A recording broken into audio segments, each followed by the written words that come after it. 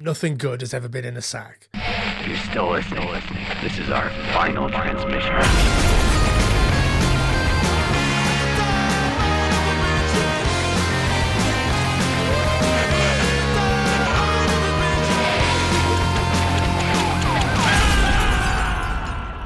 We're here. We are here, Sam. How is it going? Oh, couldn't be better. How about you, Jamie? Yeah, it's wonderful. It's Sunday morning. I've got a coffee. I've got a horrible film to talk about. Like, what else could you possibly want on a Sunday morning? What's Except more? maybe a big bowl of noodles. Well, speaking of which, I had a big bowl of noodles this morning. It was great, and I watched a movie. I think I maybe watched the same one as you, and it made me feel not so great. What about? How are you feeling in the wake of this morning's activities? I think I'm slightly buffeted by having seen it before. Ah, I see. That wasn't your first viewing. Okay. No.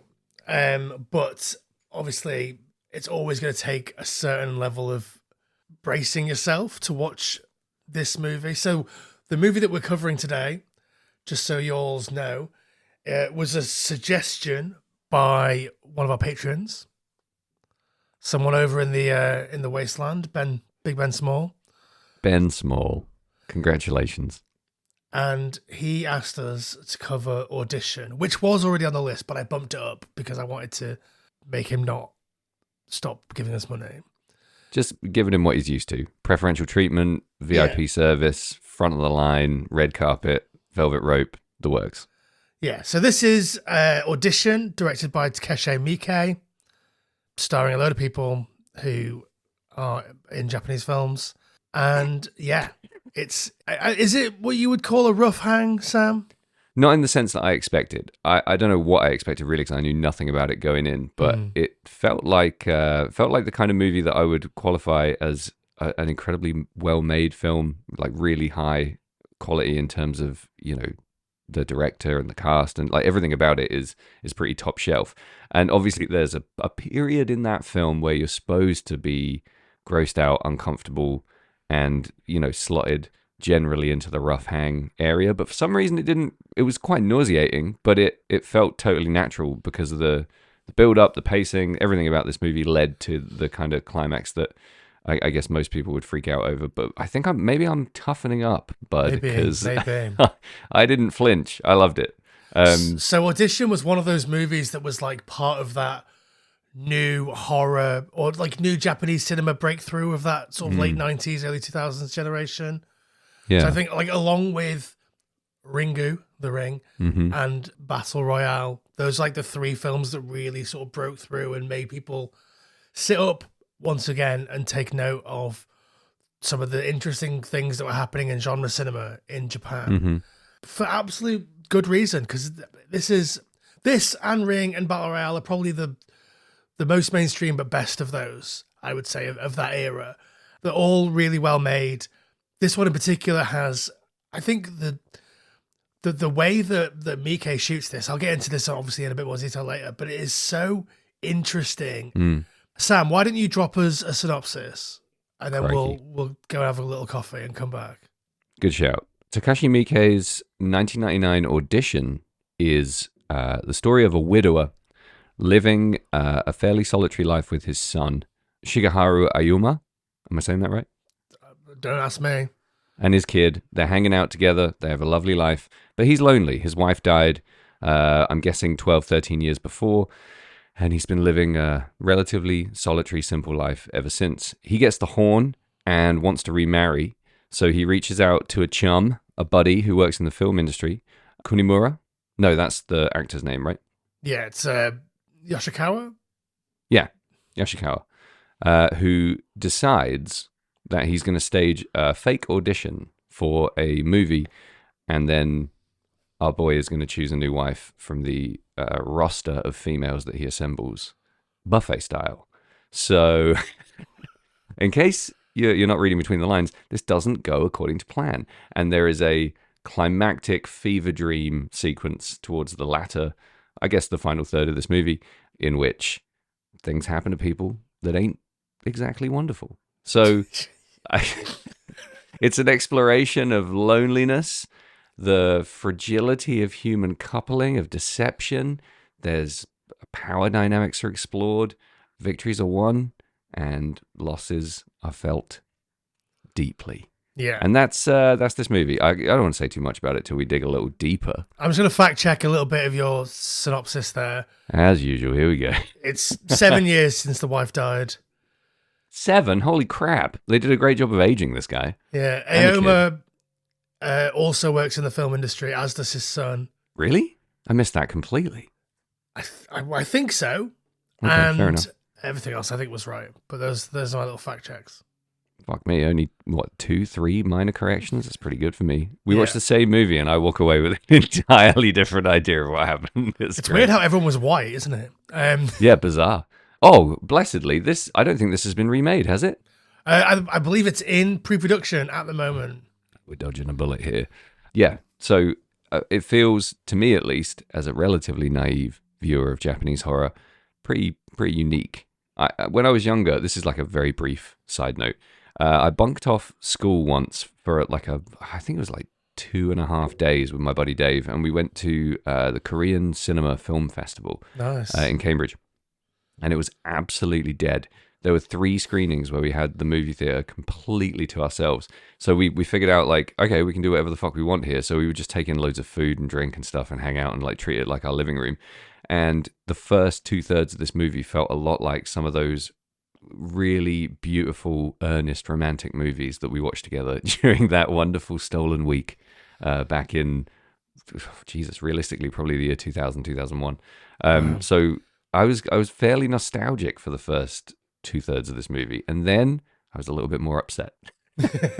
It's weird because, like, obviously we'll get to the break that we promised you in a minute, but Oh yeah, even at this point, when sort of Japanese cinema is having a bit of a Western renaissance or a bit of a Western moment, which has never really gone away. It's always been cool stuff is happening in Japan, and I think they ended up getting a load of like US distribution money early doors to like release more and more fucked up shit, which Miike had a hand in doing a lot of. Obviously, there was a bunch of other stuff like Tokyo Gore Police, which I enjoy less because it feels like, hey, let's make a fucked up movie, which is boring to me, rather than like, let's make an exploration of something interesting, but through a fucked up lens, which is much more interesting to me. Do you know a director called Hong Sang-soo? Not personally. Not personally. He directed a movie called The Power of Gangwon Province, which is the one movie that I remember the most from this beautiful film festival week because it made me cry like a fucking baby. It was incredible. It was one of those real eye-opening, total culture shift moments where I'd never seen any Korean cinema up until that point, and I watched that movie and walked away like, I need to watch movies from everywhere, not just this fucking bullshit end of the spectrum. And that's really what opened my mind a lot more to horror from other countries. It's what got me into a lot of Scandi horror and thrillers and Japanese horror. So it was a massive gateway for me. So that week is really significant in my movie-going life. And I don't think I would have necessarily given movies like Audition as much room if I hadn't had those experiences when I was younger. So that's what led me here. How did you get into Japanese horror?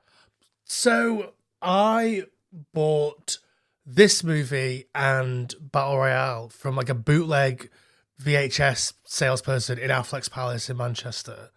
Nice. Like there was like a store that sold like Japanese stuff, and he would sell like bootleg VHS under the table. I think I'd already seen The Ring because The Ring had like really broken through. I think I remember renting that from the Blockbuster that I worked at, or watching it while I worked at Blockbuster or something while I was living in Burnley around that time. So obviously the Ring was first, and then this and Battle Royale sort of followed quite quickly afterwards. And I mean, I've never been I'm a big into Japanese horror guy. I sort of treat it the same as everything else. Like I don't love every zombie film. I don't love every slasher. I don't love every Japanese film. It's just like I feel like you can't paint an entire industry or genre or whatever with the same brush. There are some absolute bits of bullshit coming out of Japan around this time. Sure. That I just don't care for. Even like the good ones that I just don't really care for them, like like Pulse, or I don't know. I never really got into the one that isn't Ring. What's the other one? Grudge. The Grudge. That is the one. Yeah. Like I never really got into that. Like Sure. It's like anything. I think it's subgenre stuff, isn't it? It's part of a bigger picture, and I think you're right. Like you see these people who hang their entire identity on one small, piece of a genre, and you see them coming a mile off, and I walk the other way. I'm not so obsessed with any of these, aspects of horror that I have like an enormous kind of obsessive focus on one over the rest. But Japanese cinema is one that always piques my interest. It's quite mysterious to me. It does a lot of stuff that feels quite jarring in comparison to a lot of the garbage that we're shoveled as a fairly typical Western cinema going audience. So I'm always quite excited to dive into something like this. Well, let's take a break and then we'll come back and dive in. About time.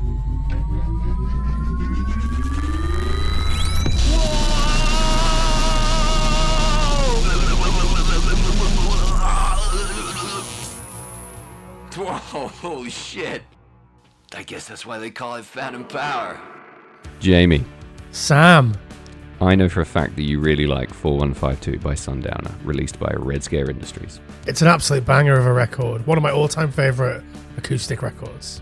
I got some great news for you. It's being re-released, reissued on Sexy Special Vinyl by Red Scare Industries this year, and you can buy it with your hard-earned cash from Red Scare Industries. How do you feel about that? I feel great. So I never picked it up on vinyl when it first came out. And I'm not a big variants guy, but like the idea that I can get it on vinyl now, I can tell Kaz to get it me for Christmas. There you go. It's a dream. It's a perfect, wonderful dream.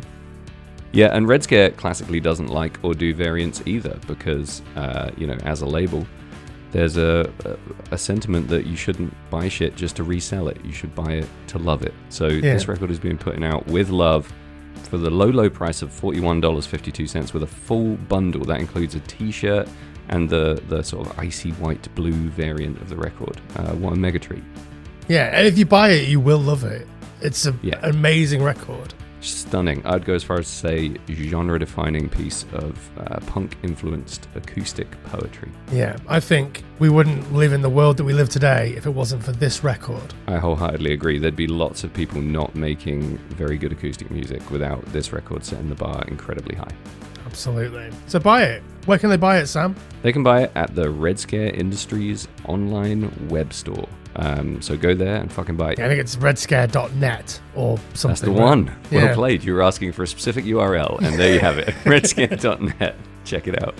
Yeah, so Merry Christmas, you filthy animals. Yeah, get stuck in. You know you want to. And we'll go back to the podcast. And we're back. Wow. Holy cow, that was refreshing. That was refreshing. Did you feel zesty? Well, more caffeinated than zesty, but... Let me tell you what wasn't zesty, but that turned out for the best. The quality of the movie that I watched, the version, was absolute garbage. It was grainy. It was like flickery. It had weird, like, I don't know, there was almost like chunks of film missing here and there. It was total trash. It was really muted, and it felt very VHS, which always works out for the better for me. I start the movie and I'm like, no, this quality sucks. And then within about 5 minutes, I'm enormously grateful. The aspect ratio was wrong. It was an insane experience. Did you watch a HD version? I watched the DVD that I've owned for 15 years or something. I don't know. So I had to rent this on Amazon Prime. Ouch. And holy crap, did this quality suck. I would consider asking for a refund if I didn't enjoy the movie so much. But that gave me the, those old school, like, VHS rental vibe feelings. Nice. And I think there's some mileage in that. I think it added to my experience. Yeah. You texted me about maybe halfway through saying that you need a smaller TV. And I think that's the crux of like the issue with like trying to recapture like a video rental feel is that we definitely did not have 55-inch OLED TVs or whatever when we were scroggly little fucking shitheads renting videos. No, we didn't. I had a TV VHS combo. Those really small little bush blocky jobs. And I fucking love that thing. You used to have to sit like cross-legged 4 feet away max, and you'd have a bowl of popcorn and you'd be right there in it. So anything that, without being too much of a fucking nostalgia dweeb. Anything that kind of recaptures that a little bit is great. Like recently playing Doom on a CRT monitor on a fucking Jaguar was incredible because it just sucked you straight back to that time. And it's not, it's not like fetishistic nostalgia. It just kind of creates a bit of an occasion out of it rather than just slapping something on the big flat TV and watching it in like blisteringly high quality. You have to work a little harder. And I think there's a lot to be said for that.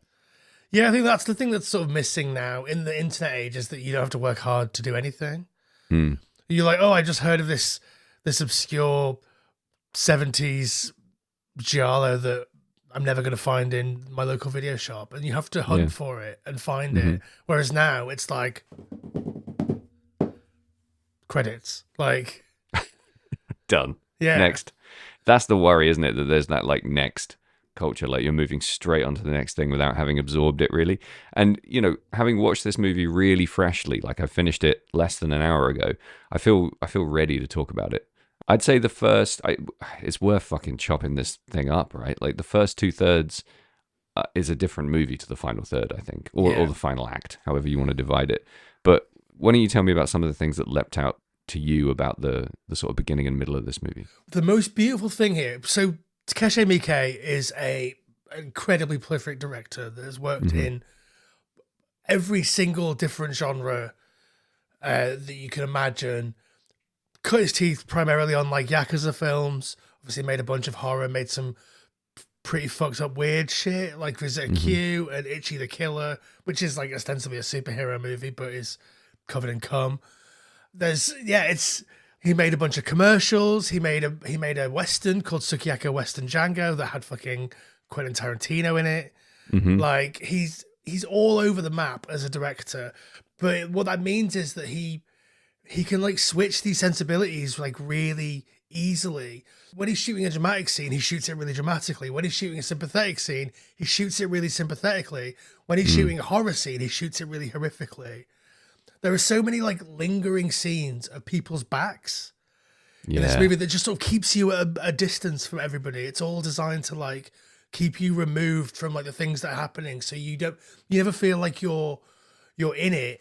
You're always observing it, and it makes it feel like I don't know if he's trying to say that like you should be looking at the way that you live your own life or what you're supposed to be observing here, but like that's a thing that I noticed, particularly in the first 2/3 of the film. So many scenes of like big airy scenes where the action is all, I say action, the movement and the characters are all contained at the very middle of the screen. And so often people are obscured by people's backs, or it's just someone's back as they're walking away, or like it's such an interesting, like almost like melodramatic way of positioning you in relation to where these people live. It's almost like, obviously there's a big Japanese director, Ozu, did a lot of like melodramatic stuff and did a lot of stuff like that. And like even some Western stuff like Douglas Sirk, like it's just a really interesting way of like bringing you into the film, but always keeping you at arm's length. And then you sort of thank him for that when it gets to the fucked up shit towards the end, because it's like, you don't feel those needles go in the same way that you maybe would in Henry, Portrait of a Serial Killer, or a film that uses a lot of first person or stuff like that. So you end up feeling like you're watching the violence rather than like you're participating either as the perpetrator or the victim.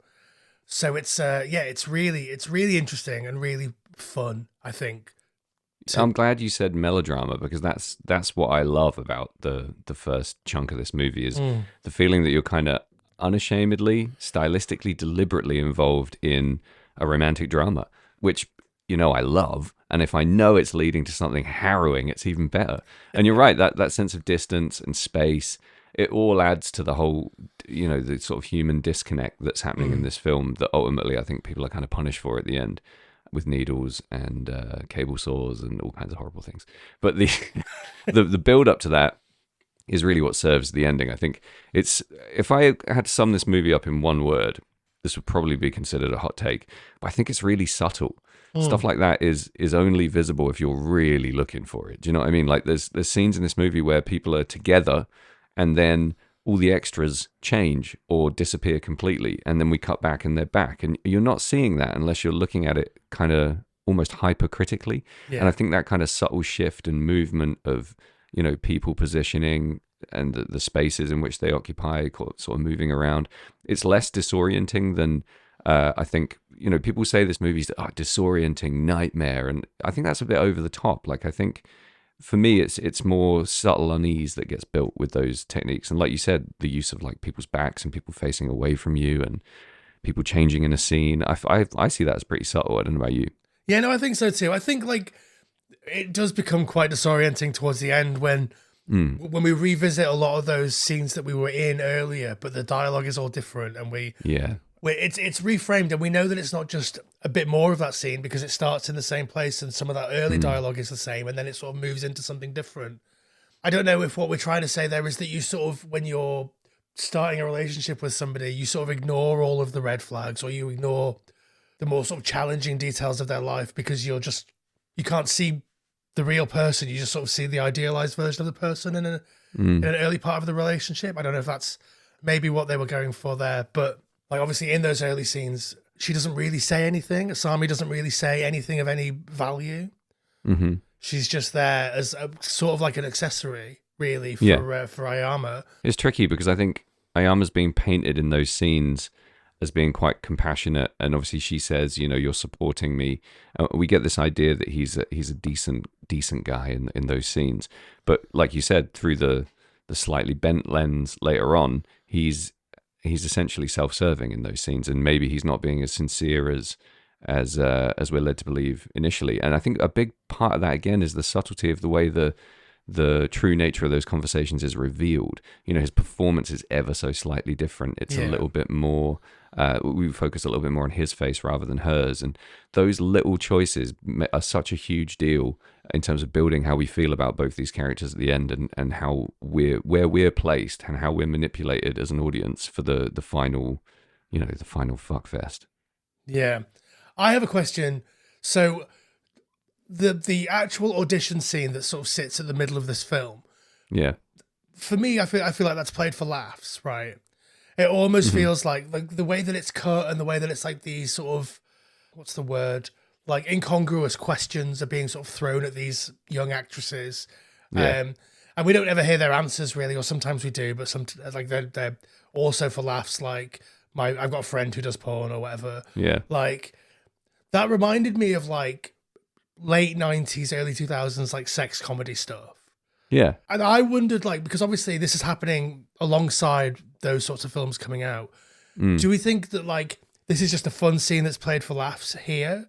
Yeah. Or do we think that Takashi Miike is trying to say something about the way that we view these sorts of, horribly misogynistic things that people do in film?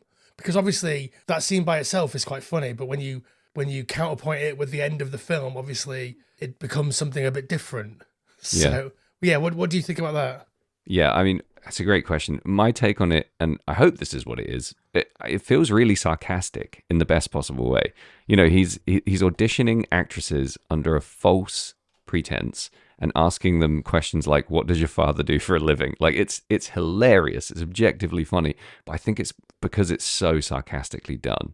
And I love that. And again, what this movie does is it makes you think as an audience. And I think, I don't want to sound like a dick, but particularly as like a male audience, it's saying like, how logical is this, right? Audition for a wife. I mean, what else is dating if it's not just auditioning for a wife, right? Yeah. It's fine. And look how fun it is. And then at the end, we've got a guy with fucking needles in his eyes, having his legs fucking cable sawn off, and your son's next. Do you know what I mean? Like, it's such a fucking harrowing level of punishment for this casual misogyny.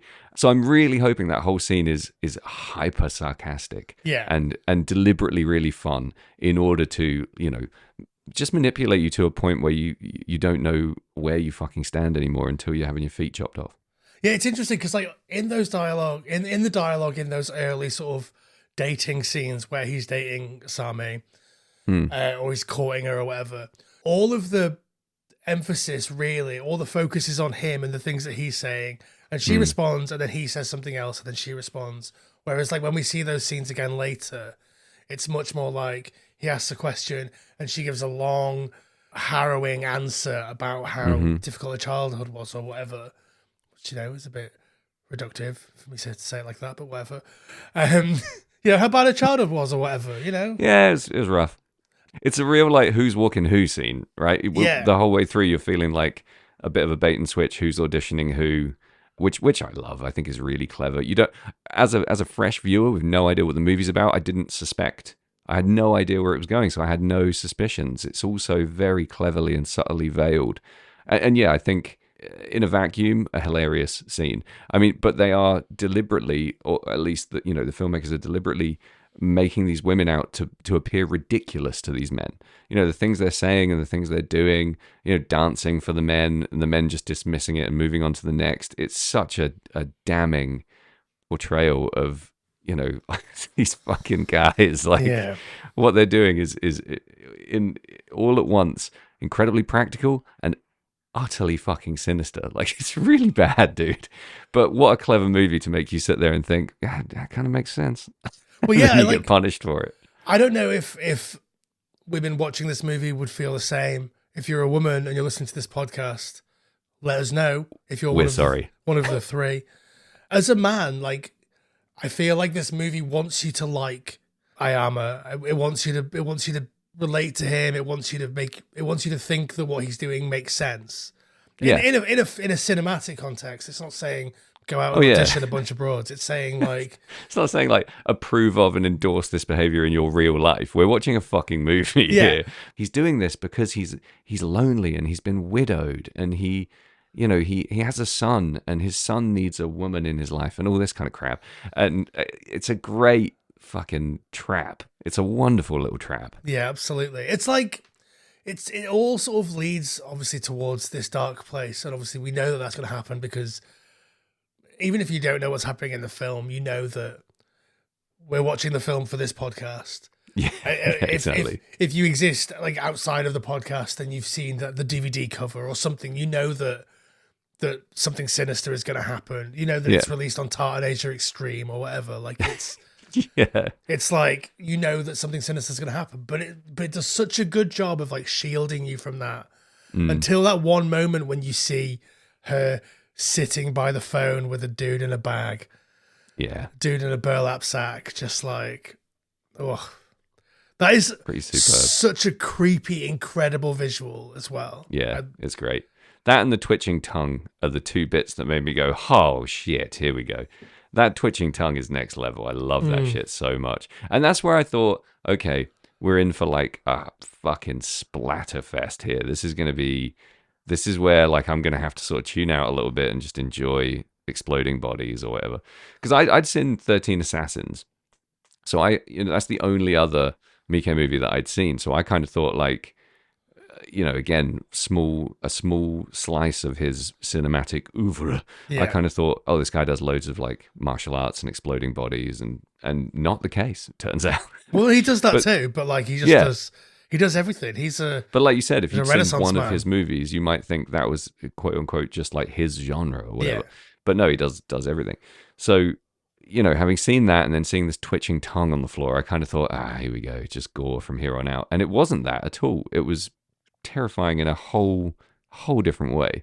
So what kind of leaps out to you as a viewer about the transition in this movie from romantic drama with lovely little lashes of melodrama leading into horrific gore and torture?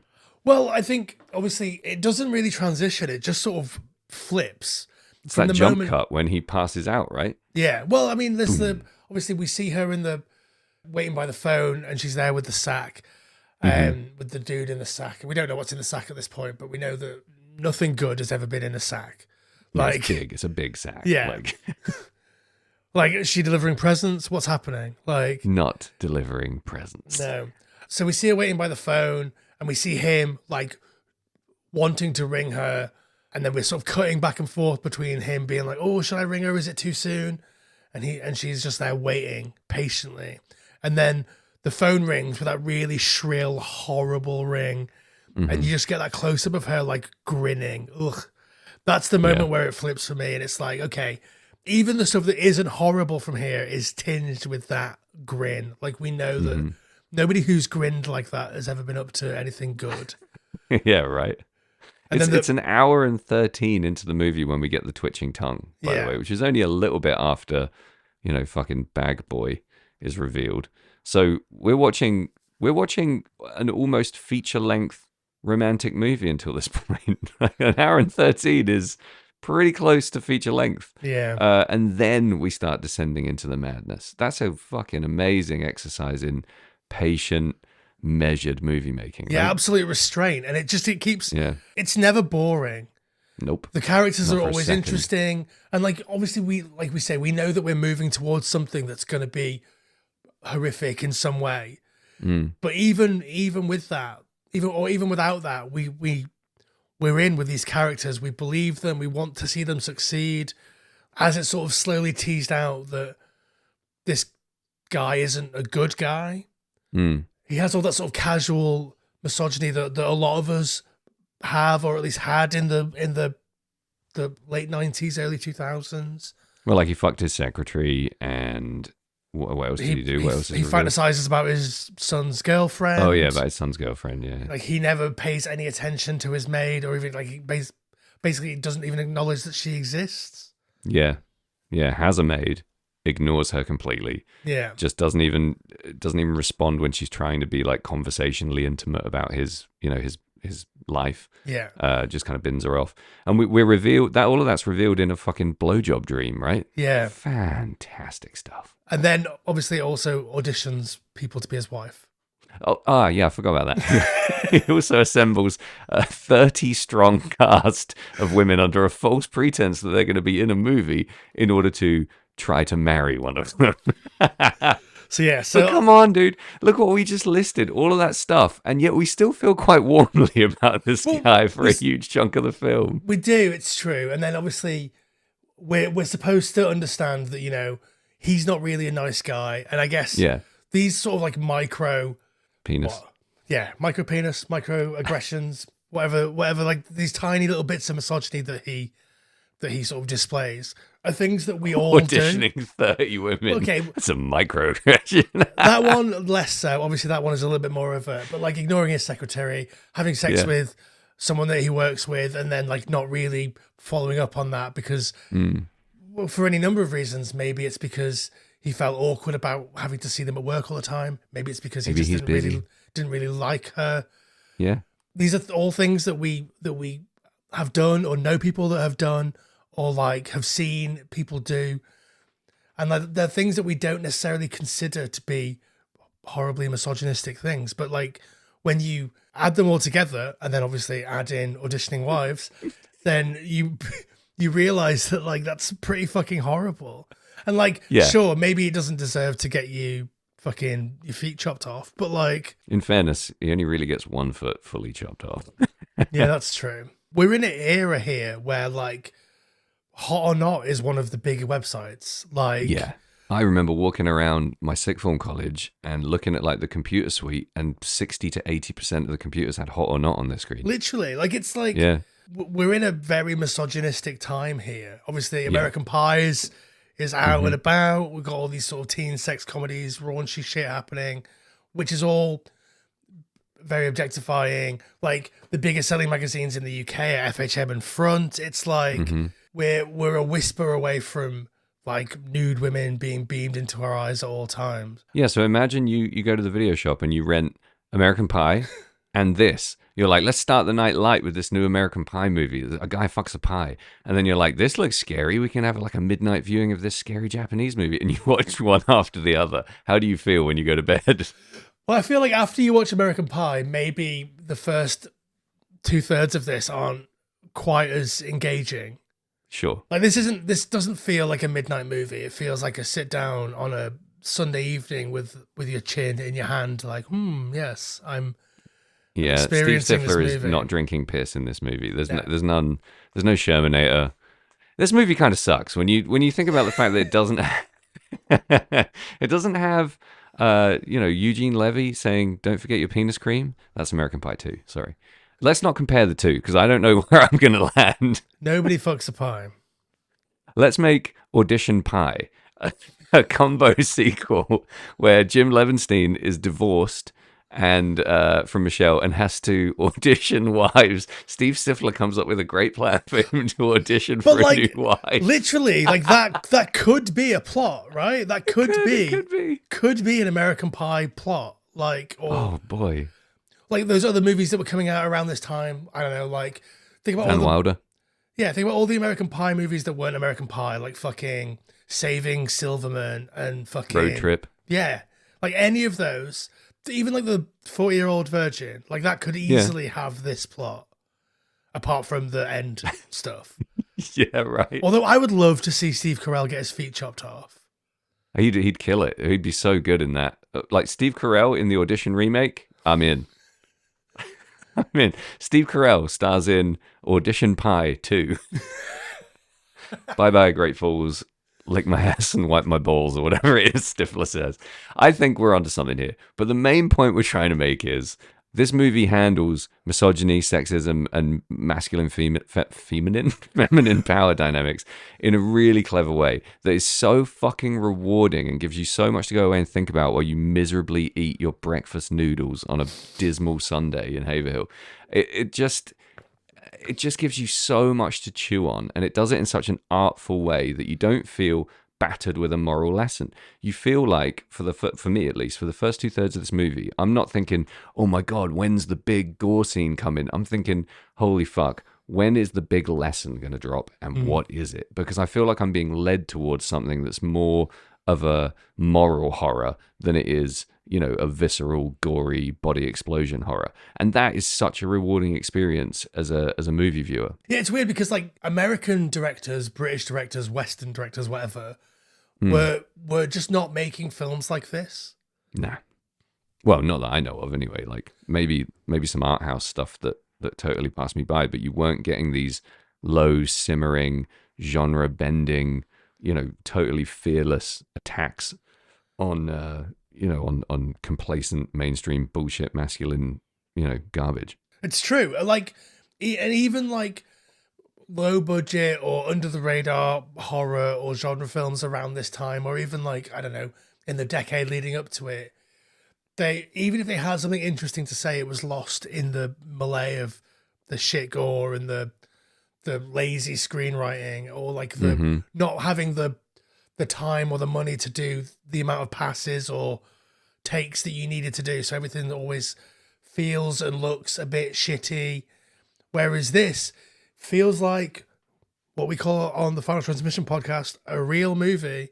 Yeah, it does. That's why we're struggling. It's a great film. It's such a good movie. It almost has like that From Dusk Till Dawn, like switch point of like, here's one movie, say goodbye to that movie now, you're in hell. Yeah. It's a rapid, sharp descent into the lesson of the movie. And again, I love that it's ambiguous. It leaves you to think a little bit. Like there's no cut and dry who's right and who's wrong in this movie. The survivors are kind of surprising. It twists, it turns, it flips, it flops. It does nothing that you really expect or want it to, and yet you walk away so rewarded. And I think you're rewarded for your patience, basically. This is 99.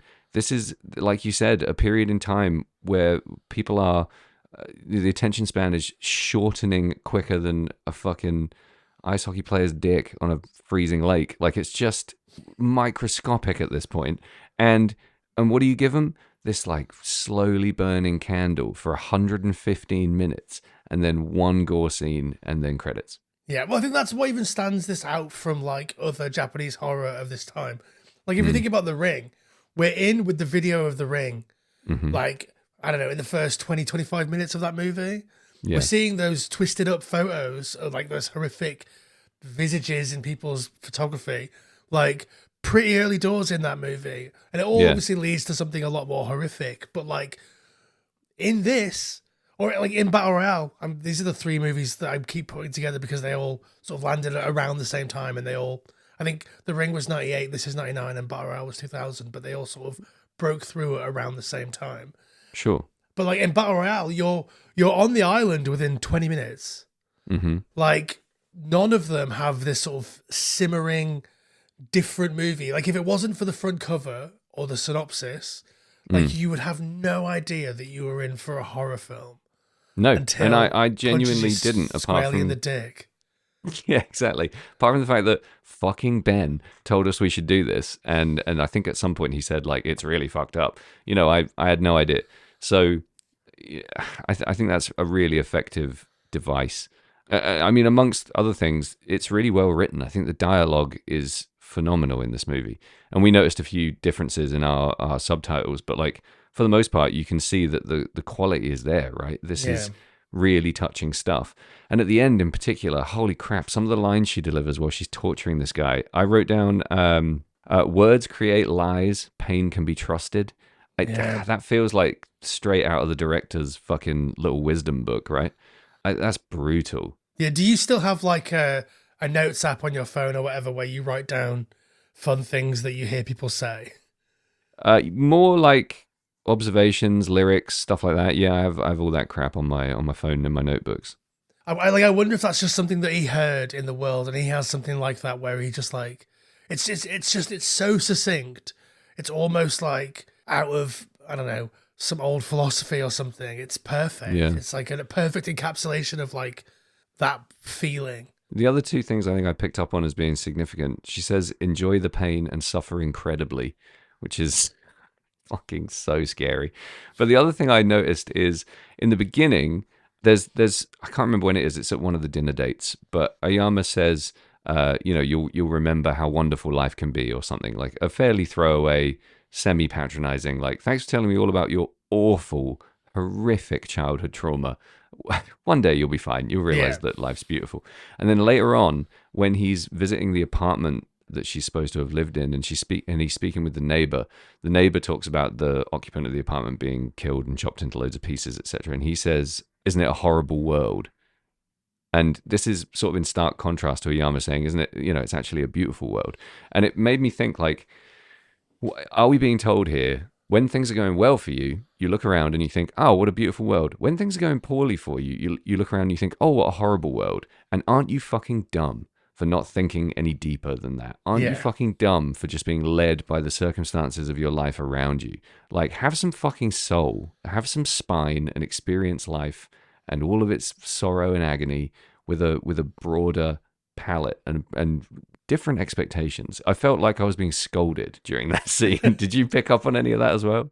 Am I reading too deep into it? I don't know if I felt like I was being scolded, but I definitely know what you mean. I definitely understand that, like, obviously we're flipping things on their head and we're fucking things up here. And it's like, when you're oblivious to other people's suffering, or even your own suffering, or even like how shit things are going to get for you in 45 minutes time, like the world just seems like a incredibly beautiful place. Yeah. Whereas like when you're in the shit, the world is shit. Yeah.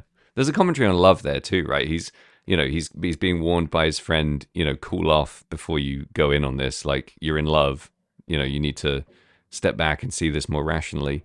And that is, that is typical of the early stages of an intense relationship are kind of blinding to, like you said earlier, we're getting the idea here that he's overlooking a lot of quote unquote red flags. And I think there's something to be said there about this whole, the world is beautiful, isn't it? And then the world is fucking terrible, isn't it? Yeah. Perspective. Well, like I say, he doesn't see he doesn't listen to any of the stuff that she says. He is just seeing a woman that embodies the sort of thing that he wants in a wife. I mean, I feel like also kind of in this, she's also objectifying him. She just sees him as a tool to take out her trauma on. Yeah. Like just another body to, like, fuck up because he's a bit of a shithead. Which is great, right? Nobody's right, nobody's wrong. Yeah. It leaves you just going like, holy crap. But that's the part of the joy of this, I think, is you get to kind of remove yourself a little bit at the end from the moralizing, because, she sees him as being somebody who just has sex with women he auditions for movies, which is pretty close to the truth, but not actually bang on. Yeah. And he obviously has put her in this position where he's auditioned her to be his wife. So like, only one person is walking away from this with both their legs, and it's neither of them. So it's just a wonderful little resolution for a very frightening moral movie. While we're talking about like objectification, can I just say that the woman that plays Asami Is 24. is so incredibly hot. But like, I know that like that's the point. Yeah. Like, would you let her cut your foot off? Like, maybe. Yeah, maybe not the second foot, though. Would you let her put needles in your abdomen and your eyes? Needles in the abdomen is fine, I think. It's when she sort of scoots herself up onto you and like just onto the needles. Oh, that's the bit that really gets me. I had some thoughts about that. Is she fucking him? Like, because she keeps saying deeper and she's on top of him and she's inserting lots of long things into him. Are we supposed to, is there a sexual flip and fuck here happening? Like, how do you feel about that scene in terms of like the power dynamic and the penis? Well, I think that obviously that's what we're looking at. That's what we're meant to be drawing the conclusion of. But I don't think she's fucking him. I don't think there's any real penetration there apart from the needles. No. Yeah, no, I just mean like, I don't mean are they literally having sex? I mean, are we seeing a flipped sexual dynamic where she's penetrating him with lots of long things and saying deeper, deeper and causing him lots of pain and, you know, deliberately doing so while he's completely limp and passive and restrained? Yeah, absolutely. That is 100% what we're meant to be thinking there. Okay, good. Because I don't know what to think in these scenes sometimes, Jamie. I get a little muddled. And and then I was like, oh, she's kind of calling him gutless by sticking needles in his guts. And then she's like punishing his eyes by sticking needles in his bags. And you just think, wow. Wowie, wow, wow, wow. Can I tell you about the thing that puts me on edge the most in this film? Yes.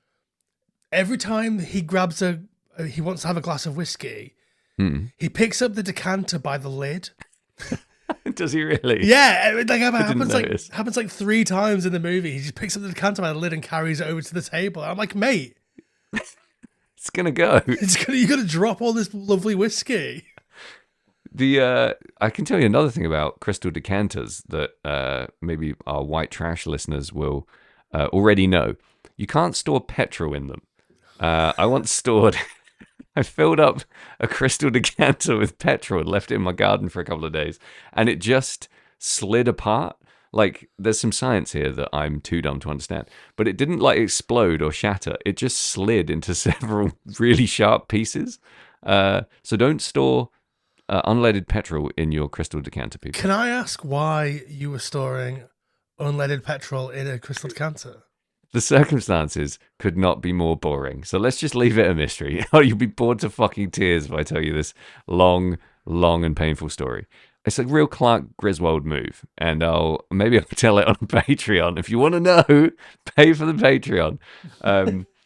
Yeah, I mean, what else have you got to say about this movie? Because I'm running out of gas. It's too good to talk shit about, and it's too artfully crafted to be funny about. What else could you say? Well, there's a couple more things that I wanted to talk about.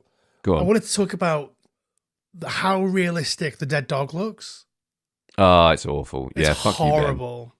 You, Ben. Yeah. Like, obviously, if you want your viewer to think that there is no justice in the world of this film, and you kill the pet. Mm-hmm. And that's what happens here. And it's only like a fleeting shot of the dead dog, but it's kind of 2 shots, and I did think it was unnecessary. Well, not unnecessary. It's obviously very deliberate, but like to show that a dog is dead, there's a lot of ways to do that. You don't have to shoot the body and then cut around to the other side and shoot the bulging eyes and the twisted back head. It doesn't need to be a 1-2 shot, does it? But it is, and we have to deal with it. And it's obviously done for that reason, right? To hammer home the lack of hope and the loss of humanity and the total fucking disregard for all life. Yeah. All of that stuff. I mean, that shot in particular, obviously we've been sort of flipping around in different places, and we've been like, the timeline's been all fucked up, and then that's what establishes that he never left the apartment. He drank his whiskey, was presumably drugged at that point, and then has been there the whole time, and then has never been to her apartment, or if he has, she wasn't there, or she was hiding in another room, or whatever. All that stuff is like up for grabs, really, up for interpretation. Like, obviously he's been searching for her ever since she disappeared from when they went away for the weekend. Yeah. And so obviously we know that he knows about these places, the ballet school, the stone fish, like the bar. So like, you know, he ends up in these places, but the timeline is all sort of screwy, and you need to do some real sort of viewer thinking to put it back together in the right order. It's like a real jigsaw, and I think that's the disorienting thing. But if you sit for, I don't know, 2 minutes, you can figure it fucking out. It's not a razor head. Do you know what I mean? It's that, but that's great. I find that really digestible. Yeah. I like that I'm not just like, oh, great, so the last part of the movie is completely unfathomable. I like that we're given enough rope to kind of try and piece this together a little bit. And the dream sequences feel really real. They feel exactly like the kind of dreams you have. You know, when his wife just appears at dinner and he is surprised and then just completely goes along with it. Like, how many times have you had a dream where the most surreal and ridiculous thing just pops in? You're like, well, I guess we're doing this now.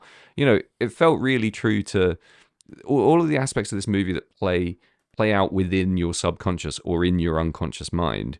Don't feel like this, like, whoa, look what we're doing, a trippy dream sequence. It just feels like you've slipped into a dream and eventually you're going to slip out. And that's fucking wonderful. I love that experience. Well, and that's kind of like when you first fall in love, like you fall into a dream, like everything feels a little bit brighter, a little bit rosier, a little bit weirder, everything hits different, as the kids might say. So, yeah, like, you get that riz. Yeah. You get that extra bit of riz. Are we doing kids speak now? Yeah, no cap. You just like... No cap, you just piff. Yeah. What the fuck? Kill me. That's how we feel about Audition, yo. No cap. Peace. Yeah. I think the last thing I wanted to say is the absolute joy on this woman's face as she saws off a foot. We have to talk about it, don't we? I hope to one day feel joy at that level. Come on, I've seen you feel joy at that level in so many things in life. You have a joyful existence, Jamie. I'd say your glee at playing bass and throwing stuff surpasses her glee in soaring off that foot. Well, I don't know. You're up there slapping the bass, giving it the old kiri kiri kiri kiri. You love that shit. Yeah, I do. Your face when you have a good cup of coffee. Your face like... when you have like that. I remember watching you smoke a cigarette in Budapest in the morning, standing in front of that massive cathedral. You could have been sawing anyone's leg off. You were ecstatic. That was a good time. That was a good time. But yeah, she fucking digs. She loves that fucking. Oof. She gets deep on that shit. And she starts at the back on the fucking Achilles tendon. It's so grisly. Yeah. Oy, oy, oy. Oof. Do you like that scene? I mean, is it the kind of thing you enjoy watching? It depends on the movie. So, like, it's not the kind of thing that I enjoy watching, but I think because this movie has held you at arm's length, you don't feel like you're directly involved. You don't even feel like a voyeur. You feel like this is just sort of happening and you're watching it. Sure. In a non-voyeuristic way. It's just like it's over there and I'm over here. And there's plenty of safe distance between us.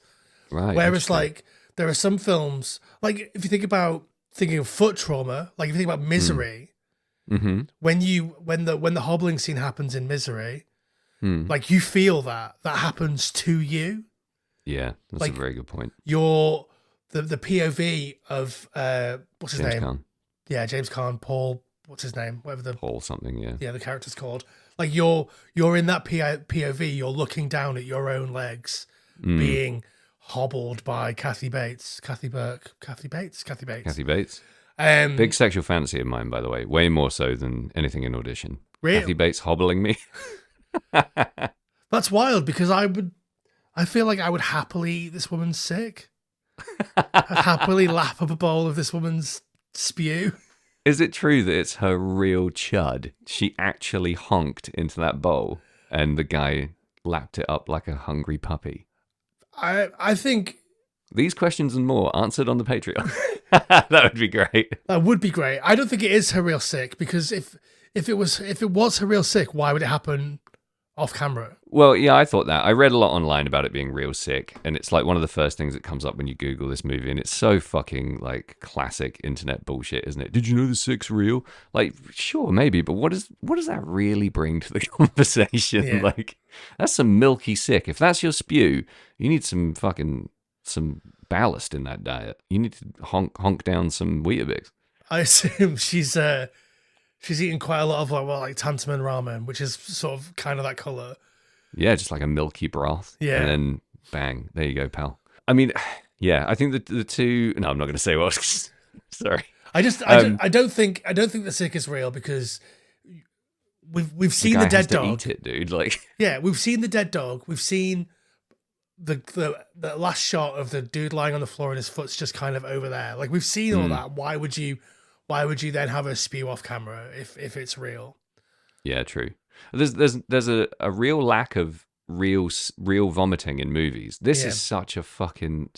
This is a wild tangent, but I have an enormous amount of respect for the following things: real vomit in movies, or at least vomit that doesn't look so obviously like they're just spitting something out of their mouth.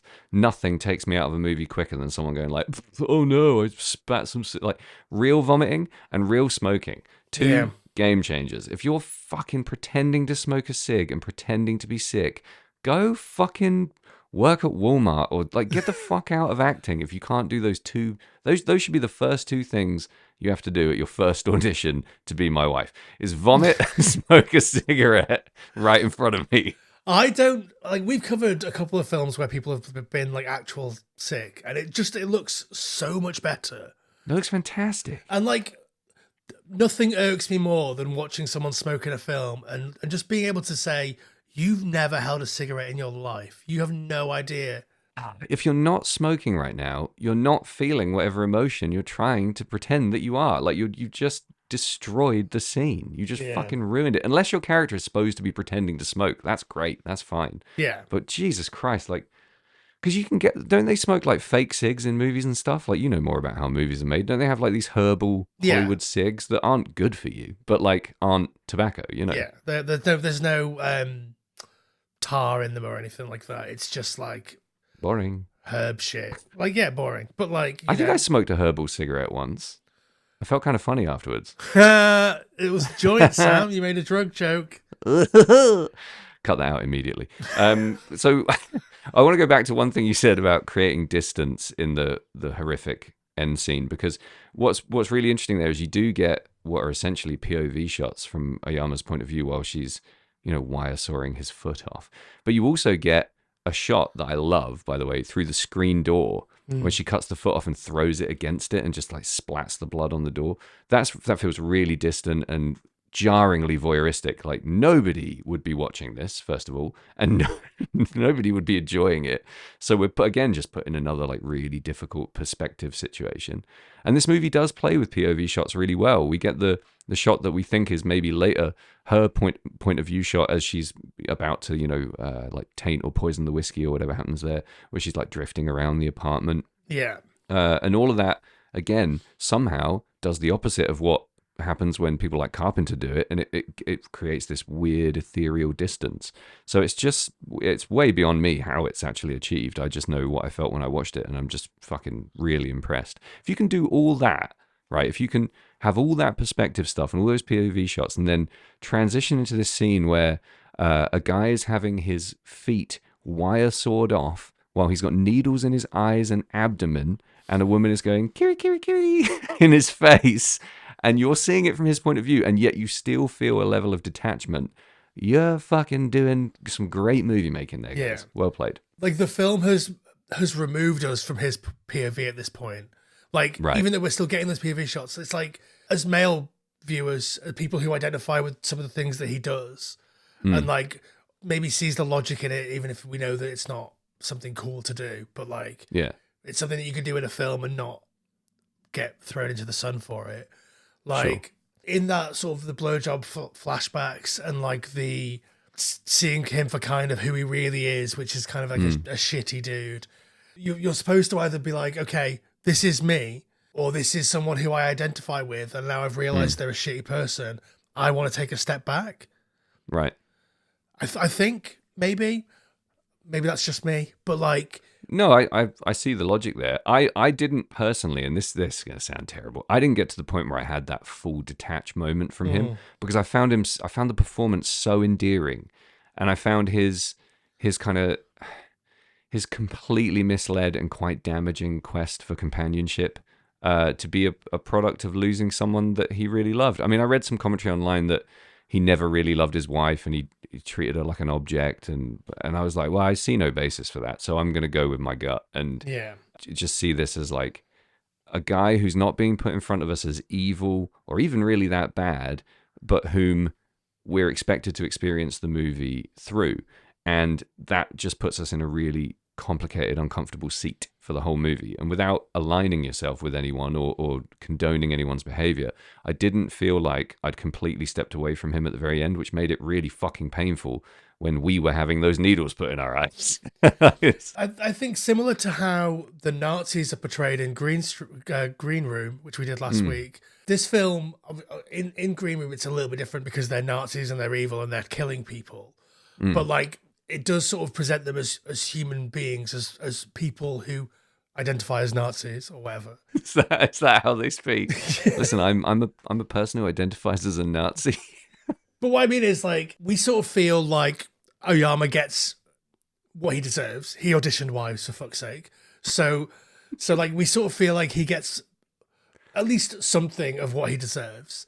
And the vibe is like, obviously throughout the film, he's shown as a human. He has nice moments. He has shitty moments. He has strong relationships. He has weak relationships. It's like predatory men or like misogynists aren't evil dudes that hide in the shadows waiting to jump out at you. They're real people with real lives.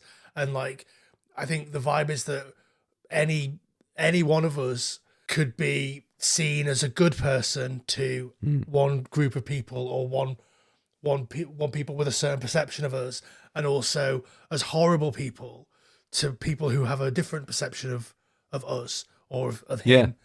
And I think that's There's a bit of a like any dude in a suit kind of thing. Like he's so painfully normal on the outside. Do you know what I mean? You wouldn't walk past that guy and be like, he auditions wives. yeah.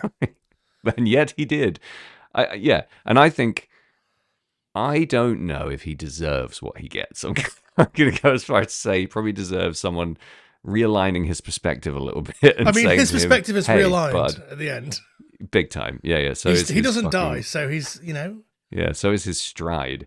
He's that's the other thing, right? He's never going to walk right again. That's the prosthetic. Well, you can't even really say prosthetic legs, can you? The creepy ballet teacher guy's legs are amazing. Just like some mangled human skin over some wood on some blocks. Fucking gorgeous stuff. Yeah, I assume that they're the feet of the guy who was in the sack. Sack guy. Yeah, that was the only thing that made me realize that wasn't him at first. I was like, oh, she's got the fucking ballet teacher in a bag. Again, like beautifully done. I didn't expect that scene at all with the piano, and it's just great. Like you never end up where you think you're going to end up in this movie, and that's a fucking marvel nowadays. Yeah. Do you feel a hint of sadness at the end when Asami dies? No, not really. No, because I think it's done in such a way that doesn't actually make me feel. I think it's deliberate that we're not supposed to have as much sympathy for her at the end. Maybe. I mean, she's hoofed down the stairs by his son and has a fucking horrible broken neck. Oh, here's a point to get me out of this horrible position I've put myself in. What's going on with her neck at the end there? Because it's broken, right? But it's like there's a monster moving around in there. Or is that just an over-the-top broken neck effect? I think that might just be an over-the-top broken neck effect. Or like she's not dead and she's like, I'm trying to move, trying to, do stuff. I think her dialogue after she's dead is great. And that it conjures up a lot of like horribly disingenuous sympathy, I think. It goes back to that. Melodrama is always fake, right? It always feels really fake, and that's why it's entertaining. I think going back to that while she's got a broken neck laying at the bottom of the stairs looking at him with needles in his eyes, it's that beautiful sarcastic humor coming out. It's fucking great. And I just drank that in. And maybe that's why I didn't feel as sympathetic, because I was really enjoying the humor in that. I'm guessing you feel very sad about that scene. I'm not very sad, but like obviously it is. She's just this like abused, damaged woman that had this perception of this guy that might have been wrong, but was based on literal things that he did. Totally fair, yeah. Yeah, like it frames her in a way that I think is sympathetic, which we don't get with like Michael Myers or Jason to a certain degree, or any other like horror killer icons like this. Like this, in a different director's hands or shot with a different lens, this could be a slasher film. Obviously, this woman is going from dude to dude, fucking their shit up, taking their feet, cutting their tongues off and their fingers. Yeah. Like, it could be Teeth, or it could be any number of the sort of like rape revenge films that I like so much. But it's not. And obviously it's framed with the guy as the protagonist, and the guy's point of view almost throughout until we switch to Asami's point of view towards the end. And like, yeah, it's just interesting that we're fed all of this fairly harrowing information about her and these horrible flashbacks of her being a child and these sort of really leery shots of her as an adult but in her child clothes. Yeah. Like where it like brushes over her pelvis and stuff, which I found very difficult to handle. That was one of the most uncomfortable parts for me, is that we see this sort of wide shot of Asami as a child in this like leotard, and then we're sort of brushing over her very closely as an adult in the same costume. Very. But you don't often see scenes of children being abused done so well, in my opinion. Like it's treated with such care and respect for the audience, I think. Yeah, that it just plays perfectly. You're right, you feel revulsion, which is absolutely appropriate, but you don't feel like, I'm turning this shit off levels of revulsion. It's so artfully done. It feeds into her character so perfectly that you tolerate the depth to which it goes without feeling taken advantage of or treated like a shit. Yeah, I think in my notes I wrote that it's, as far as like scenes like this can go, it's quite tastefully done. I thought so. How else do you put that message across with such, how else do you justify the conclusion of this movie without showing that? Do you know what I mean? You have to. It's a vehicle for the final scenes. I feel exactly the same about her, I think, and maybe it's because of the proximity of watching the two, but A Promising Young Woman, I feel the same in that I'm pissed off and frustrated that they don't get to finish their work more than anything. She's dressed up in all this rubber gear, she's planned it, she's executed it perfectly. It's been a masterful feat of manipulation and and daring and feat, and she's got to this point where she doesn't get to fucking finish what she started. That sucks. And I felt the same. I was obviously sad in A Promising Young Woman, when that's a more fucking Hollywood movie where everything rounds out okay in the end and everything, resolves. But in this, I was just like, she really was onto something there. I wish she could have got done. I think the parallels with Promising Young Woman are very, very astute here. Like, I would never have put those two films together, but I guess because you've watched them both quite recently, that the motivations are very similar. Obviously, it's a good shout. I think what they're both doing is exploring revenge in a really interesting way, and I love revenge as a theme. I don't care who's doing it, I don't care what genre it's in. If revenge is happening, I'm buying a ticket. I love it as a device in movie making and storytelling in general. Revenge tales are some of the most compelling narratives going, and I think seeing a revenge story that's as unique as this and as culturally rooted as it is in Japan, and contrasting that with a fairly similar revenge tale in the US and in a Hollywood type movie is pretty telling about the state of the world. Yeah. Having a film like this where a woman is getting revenge against the concept of misogyny and like the concept of the acts of misogyny that just exist in the world, regardless of whose face it's happening to, without there having to be a really harrowing rape scene, is great. Obviously, I mentioned before, I'm a fan of rape revenge films. I do like them, but I do find those rape scenes very challenging, and they do sort of, I guess, minimize sexual violence to a plot point, which is pretty grim. That's why they're exploitation films, because they're exploiting that. Whereas, like, seeing this, obviously, Promising Young Woman is directed by a woman. I think I can't remember who it's directed by. Obviously, this is directed by a man who has been called 1,000 times misogynist, 990 times a feminist, presumably for making this movie particularly. Like, seeing that through a male's eyes, it's almost a different message, or it's almost like, I recognize this, or this is a thing that not could happen, but like, these are things that are happening in the world. And he almost presents it without comment. Like, You can feel sympathy for Asami, you can feel sympathy for Oyama, you can think that Asami is the hero, you can think that Oyama is the is like the final hero. It's all a matter of perception and who you align with. Like we say, these microaggressions or these like tiny little bits of misogyny that he does that pretty prevalent in everybody because of the culture that we live in and the culture of Japan at this time and all of that. Like these are things that are just things that people do and say without really even considering the impact on other people. Like, Yeah. if you're so inclined, you could look at that and be like, he did nothing wrong. He is absolutely a victim here. Mm-hmm. I mean, you can't deny that Asami is ultimately a victim in her life, but Sure. it's so clever the way that it sort of messes around with sympathetic approaches to characters, all while being fucking horrible and pretty harrowing.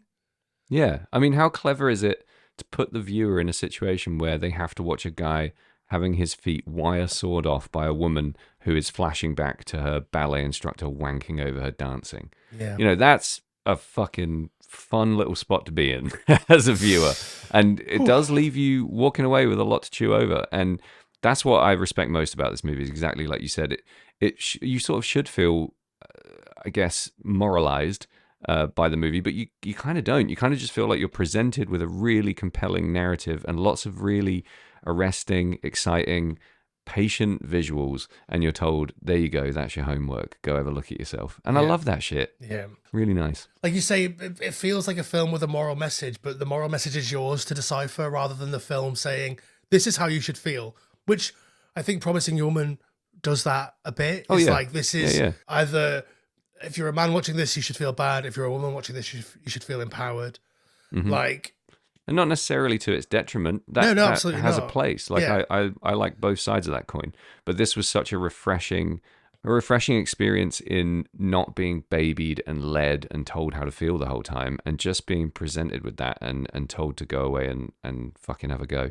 I just, as much as I hate to say it, thanks, Ben. Really good shout. Yeah.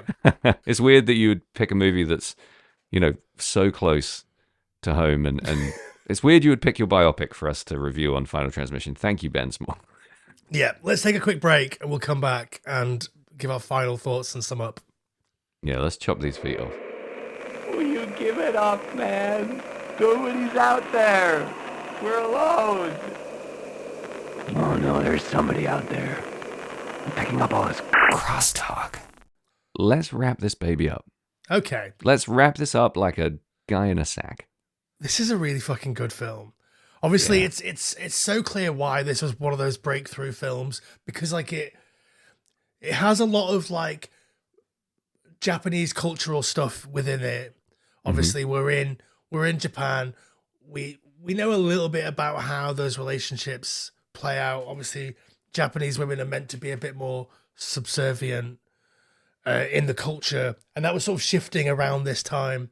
It still plays strongly to a Western audience, because obviously those Western values of like a homemaker or a wife or whatever, they're still niggling at some people's heads.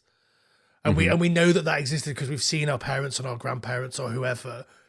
And like, obviously we've sort of moved beyond that culturally to some degree. Obviously there's a bit of a slide back now, this whole sort of trad wife movement that's happening. Wait, what? Yeah, there's a whole thing of like trad wife influencers who are basically just like, well, their whole shtick is that they wear gingham dresses and cook for their husbands and stuff. Wow. Yeah, is this the same as like this? I think this is bubbling up. It's like a normie empowerment thing I keep seeing on social media, where people are like trying to make look really glamorous just the most mundane things ever, like vacuuming and then sitting on the couch in your jogging bottoms. Is it in a similar vein to that? Like, let's be as basic as humanly possible? I think that is more tied to like, hey, we do all these things that are never recognized or that we don't put on social media because they don't look like cool things. Whereas the trad wife stuff is much more like, you should give your husband head 5 times a week and also bake him a pie. Like, it's fucked. It's wild. That sounds like it takes a lot of time. Well, depends. That's a real investment of time. Making a pie doesn't take that long. It depends how long it takes you to come, I guess. We're back to the pies. Uh, Audition Pie 2 coming out next year. So anyway. Wow, okay. All right, I'm going to have to look up this trad wife shit. This sounds horrific beyond measure. Yeah, no, it's grim. But like, obviously, we've started to slide back into this sort of mentality. I think as a pushback to how free and open society has become and how empowered people are, and some people want to be empowered to not have to think or feel or do stuff. Sure. I think there's a level of empowerment of saying, you know what, I reject having to work and I can stay at home with the kids or whatever, and that's fair dues. But like, don't make a whole thing of it. Whatever. Don't tell me about it. Well, Get the fuck out of here. I don't mean that. I mean more like don't try a fucking movement and a hashtag out of it is what pisses me off. Why does it have to be center stage in the middle of a fucking social media campaign? Like, why do you have to try and get everyone on board and all have the same message and be the same and think the same and push it in everyone's faces? Like, so I don't even know what we're talking about anymore. That's coming from two people who have a podcast where we just give our opinions on films. Yeah. and who desperately clamor for attention on every social media platform that exists. Yeah. Jesus Christ. Isn't it hard just being alive? This movie made me think about how fucking hard it is to exist. It's so hard being a straight white man with a podcast. Oh, I can't even tell you, Jamie. You wouldn't understand. But yeah, so anyway, like, obviously we can recognize the culture that this film is sort of rooted in. And I think that's one of the reasons why it really sings in a Western situation. Because these are parts of the culture that translate really well. Some of the other stuff that you see, like the Yakuza stuff, obviously we have gangsters. Or we have gangster movies, but like the way that the Yakuza and like their whole shtick is completely different to the way that we interpret gangsters in our media and presumably in real life. I've never met an actual gangster, I don't know. Like not a New York, oh, I'm eating an orange and I'm shooting my son gangster. Like eating an orange? What is that from? The Godfather. Oh, I'm going to upset so many people now. I haven't seen The Godfather. Oh dear. But dude, I know I'm supposed to. I just haven't yet. And it's really long. And I'm just trying to find the time. It's Killers of the Flower Moon, then The Godfather. I promise, everyone. All right? Get off my fucking back. I'm going to watch I don't like Italian mobsters. I got a fucking thing that I need to get over and just watch it. You just hate Italians, don't you? Like we found with Demons. Well, sure, yeah. Sure. But I know it's supposed to be amazing. I'm not there yet. Bear with me, gang. So I think in terms of introducing a generation to Japanese films, like these three movies, the ones that I keep referencing, Ring, this, and Battle Royale, they have the most sort of travel power, I think. They cross the culture or they bridge the cultures really nicely, which means that you can then sort of slowly open yourself up to a world where Happiness of the Katakuris exists and Gozu and Zebra Man and all these other fucked up films that would come later in Takashi Miike's career, or even like Full Metal Yakuza, which is like his big sort of super gory Yakuza film, spray, neck, blood, stuff like that. Or even like your Baby Cart movies or your Lady Snowbloods and things like that. You can sort of buy in as much as you want as a Western viewer without having to, like, it's just like a little bit of, like, you can sort of tease out the Easternness, I guess, as a Western viewer. But as a starting point, I think it really works. So if you're a fetus and you've never seen a Japanese movie at this point, this is a good place to start. But it's more than that, right? It's everything you just said. There's universal qualities to this film that you can relate to from anywhere. I love the fact that we're watching a widowed man age and turn to a friend for help, and it all goes to shit. You know, these are classic plot points, story moments, themes. It's not. I mean, some people will be put off by the fact that it's subtitled because those people are fucking idiots. But once you're past the fact that you're watching a movie from another country, oh my god, you're watching a fucking masterpiece. Like, you shouldn't be put off by the fact that this is billed as a Japanese splatter movie, because I think that does it a massive disservice. It's fucking great, and I'm not going to bang on about how great it is. I'm just going to say I give it 5 wanking piano teachers out of. He's not a piano teacher. He's a ballet 5 wanking teacher. Ballet teachers out of 5. Really glad that this was shoved in front of me like a dog bowl full of sick, and I lapped up every drop. Thank you, Ben Small. Yeah, I would give it 8 out of 8 squeezes on the piano wire saw situation around my neck. Oof. You know, you can buy a wire saw for like pennies on Really? Amazon. You could buy a wire saw for wood for like fucking a $5. Can you buy one that cuts through bone? Yeah, they all do. They're all absolutely brutal. One thing that we've not mentioned, which I think, as a final thought, like obviously we've talked about the sort of the beauty and the way that it's shot and the amazing performances. The fucking sound design in this movie Oof. Yeah. is incredible. It sells everything so well. Like, yeah. you could with like a wire saw, with like piano wire or whatever, you could have a very challenging time to sell that using sound. But the way that they do it is amazing. The way that, like, I think the sort of the piano music that comes throughout is a little bit janky, not my favorite. I think that's culturally a bit of a thing that I just don't really get. I don't know if it's trying to be a bit Western, but not really getting there.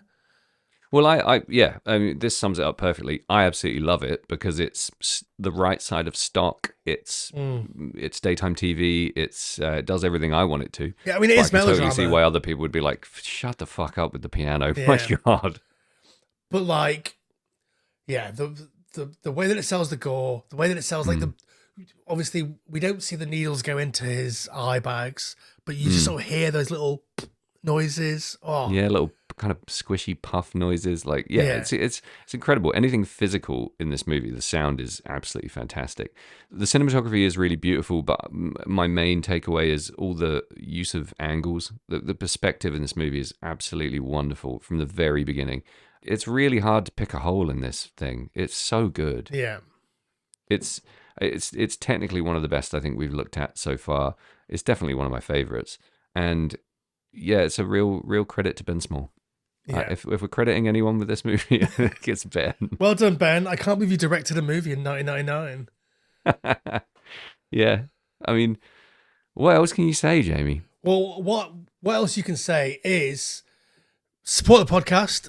Go to Patreon, sign up for our Patreon. We've got loads of good stuff coming out over the next couple of weeks and months. There's a bunch of stuff that's already there. For just £3 a month, you can get access to loads of extra content. For £10 a month, you can get the same content, but you can feel like a big balls man. For £1, you get basically nothing, but you've given us £1, and we're happy with that too. You can also go to Instagram, follow us there at FT Horror Show. Same on TikTok, and also I've been using the Twitter a little bit as well. So if you want to follow us over on Twitter, it's also FT Horror Show. Obviously, it's a dying space there, so don't feel like you have to. But I've stopped using my own Twitter because my like feed started filling up with loads and loads of horrible shit. I think maybe I lingered over a video of someone falling off a cliff or something, and now my feed is just non-stop people dying. So I've just switched to a different account. This is exactly why I created a hockey account where it's just nice Canadian people saying nice things about hockey. Like, oh, we lost, but didn't we work hard? You know, it's literally just like nothing but niceness over on my hockey Twitter. Follow me at BobsonDugnut if you want to read me tweet nothing and just kind of passively enjoy me enjoying Canadian people talking about hockey. And I guess to a lesser or greater extent, people from Minnesota. That's the state of X. Yeah. But yeah, I mean, listen, thanks to everyone who's been supporting the podcast so far. You know, this episode was made possible by Ben Small, for example, who is a patron of our Patreon. And we love that people get involved and ask us to cover movies and talk to us and give us their opinions. So give us a review, rate us on the platform that you're listening to us on now. Share with your friends, tell people about the podcast. I've had lots of people tell me that they really enjoy listening to us while they're on a long drive. So if this is you, wake up! etc., etc. Thanks for hanging out with FT Horror Show, my friends. Yeah. Thanks for listening to us, and sorry if we said anything misogynistic by accident. I unapologetically stand by everything I've said in this entire podcast, even though I can't remember anything I've said.